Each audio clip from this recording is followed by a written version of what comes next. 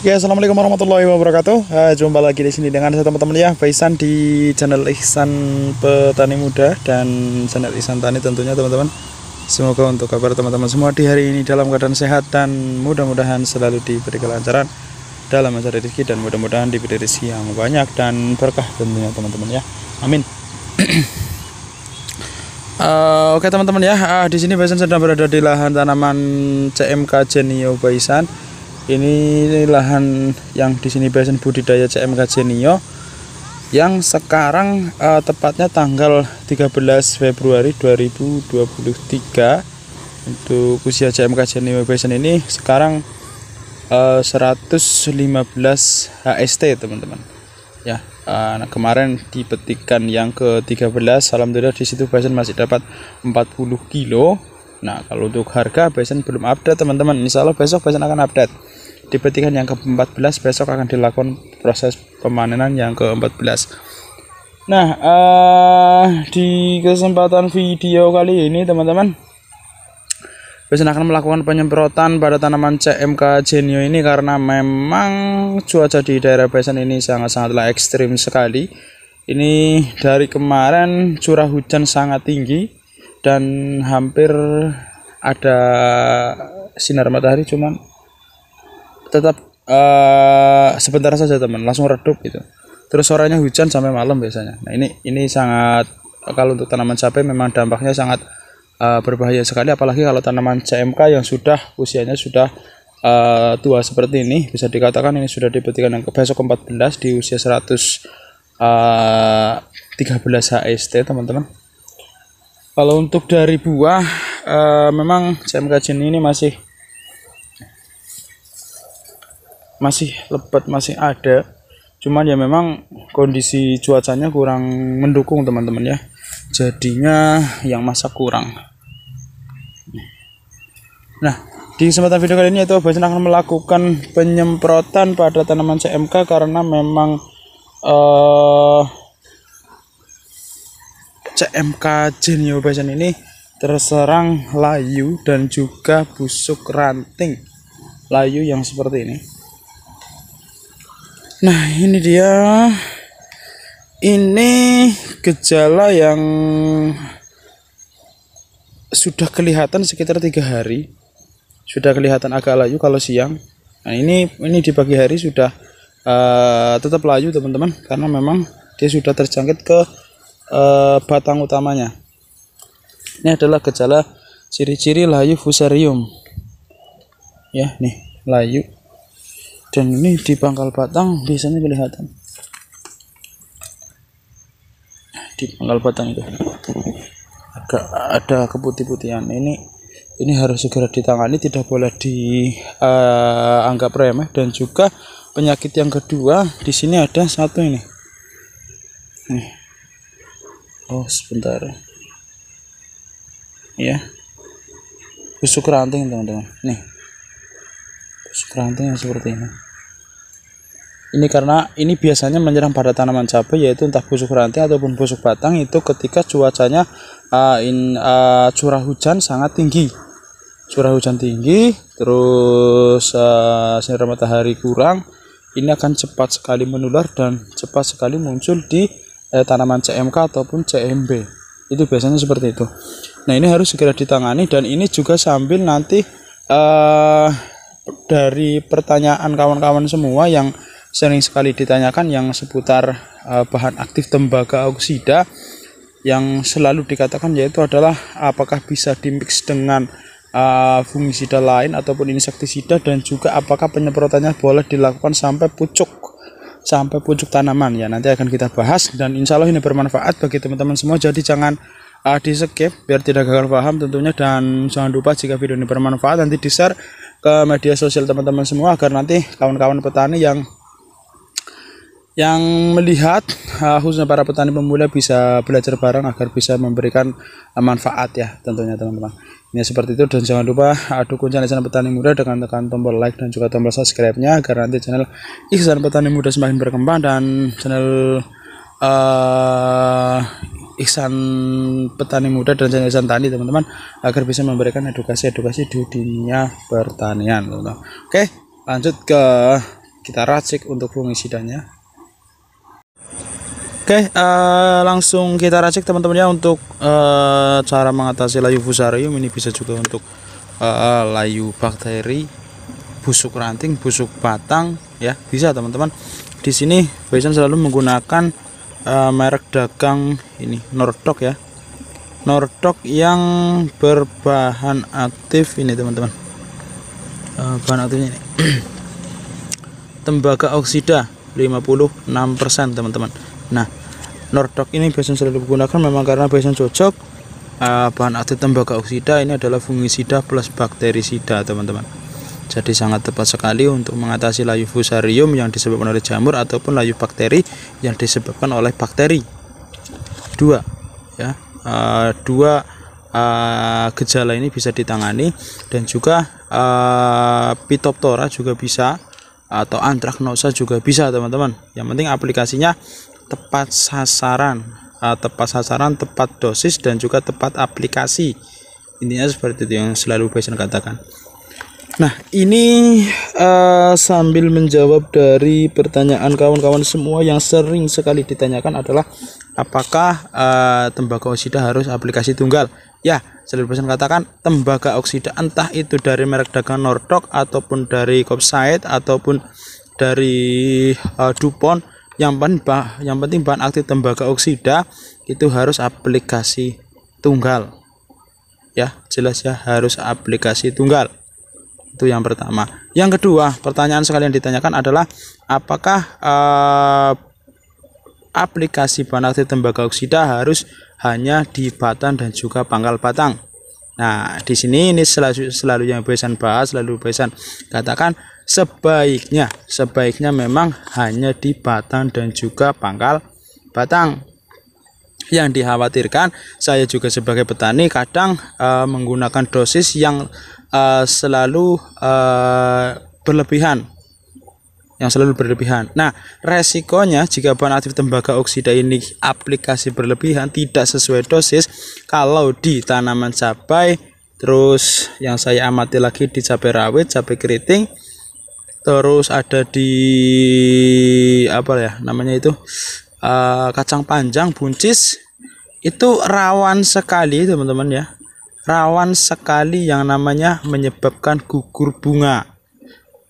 Nah, ini pengalaman saya sering satu kali aplikasi, yaitu dosis Nordoc ini saya pakai 2 sendok makan per tangki 15 liter ya, waktu itu per tangki 14 liter maaf, dikasih 2 sendok makan, saya spray atas sampai bawah merata.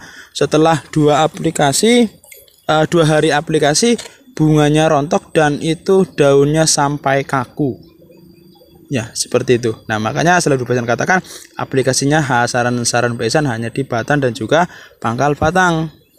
Tapi jika memang bisa sesuai dosis, bisa diatur, itu bisa juga sampai pucuk. Tidak apa-apa teman-teman ya, tidak apa-apa. Yang penting aplikasinya harus tepat, dosisnya harus tepat. Itu yang paling harus diperhatikan jika menggunakan bahan aktif tembaga oksida teman-teman, serius. Makanya ini pengalaman Bison, dan ini juga mudah-mudahan jangan sampai dialami oleh kawan-kawan petani yang lain. Ini juga sering ditanyakan, makanya untuk antisipasi jaga-jaga saja, pokoknya selalu Bison katakan batang dan juga pangkal batang. Jika bisa aplikasi sesuai dosis, bisa semprot sampai atas, pucuk, batang dan juga pangkal batang, itu bisa teman-teman ya. Nah, kita bahas untuk dosisnya nanti sebentar lagi. Dan ini terus pertanyaan juga yang sering dikatakan, kalau untuk tembaga oksida apakah bisa di mix dengan perekat? Nah, itu pertanyaan yang juga biasa dikatakan oleh kawan-kawan semua. Jadi jawaban Bison, kalau untuk perekat boleh lah teman-teman ya, boleh kita aplikasikan, kita campurkan untuk merekatkan pestisida yang kita aplikasikan, walaupun bahan aktif tembaga oksida itu tidak apa-apa, karena apalagi di musim penghujan yang dikhawatirkan ketika kita aplikasi tembaga oksida, pestisida maksudnya, baru beberapa jam terkena air hujan. Nah, itu kan sangat merugikan tenaga dan juga pestisida yang kita aplikasikan pasti langsung tersumbat air hujan. Makanya perekat boleh dicampur dengan bahan aktif tembaga oksida dan juga merek dagang yang lain. pestisida yang lain maksudnya teman-teman itu. Dan juga jangan dicampur, pokoknya simpelnya saja untuk tembakau kita itu aplikasi entah itu dengan pupuk, pestisida ataupun insektisida, Besan katakan aplikasinya harus tunggal teman-teman. Kalau untuk perekat boleh, jelas ya. Nah ini sering Besan kita bahas dan mudah-mudahan kawan-kawan bisa memahami dari penjelasan Besan. Kalau nanti ada yang kurang paham bisa ditanyakan saja di kolom komentar. Nah ini untuk konsentrasi takaran per liternya teman-teman. Nah ini jika teman-teman mau membaca di belakang labelnya ada semua. Ini untuk jenis tanaman ya, ada untuk kakao, kopi, padi, jagung, dan juga untuk untuk pupuk dasar ini kalau nggak salah ya. Jadi bisa untuk dicampur dengan bisa dicampurkan dengan untuk pupuk campuran, maksudnya ini biasanya kalau untuk tanaman jagung ataupun dengan padi ini bisa. Nah kita bahas untuk jenis tanaman, memang di sini tidak ada, hanya ada kakao, kopi, padi dan juga jagung, tidak ada untuk cabai. Nah ini juga sering Besan bahas, walaupun tidak ada untuk tertera untuk tanaman yang di label di belakangnya, teman-teman tidak usah khawatir, bisa diaplikasikan di tanaman cabai, mentimun, terong, itu juga selalu Besan pakai ini untuk aplikasi layu ataupun busuk batang, bisa teman-teman. Nah ini untuk takarannya ada beberapa takaran. Ini jika ada 3 sampai 6 gram per liter air, ada juga 3 gram per liter air. Untuk kopi untuk penyakit karat daun, untuk padi penyakit kresek bisa 3 gram per liter air atau 1 sendok makan per tangki. Nah ini kalau Nordok ya, fungisida Nordok, fungisida plus bakterisida ini selalu Besan pakai dengan takaran 2 gram per liter air teman-teman ya, 2 gram per liter air.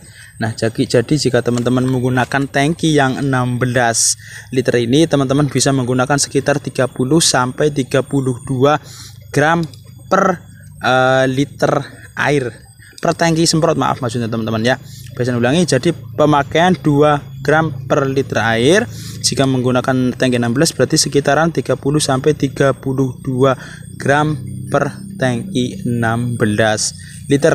Jika menggunakan tangki 14 liter berarti menggunakan sekitar 28 gram per 14 liter teman-teman. Oke, jelas ya. Nah ini untuk jika untuk di takaran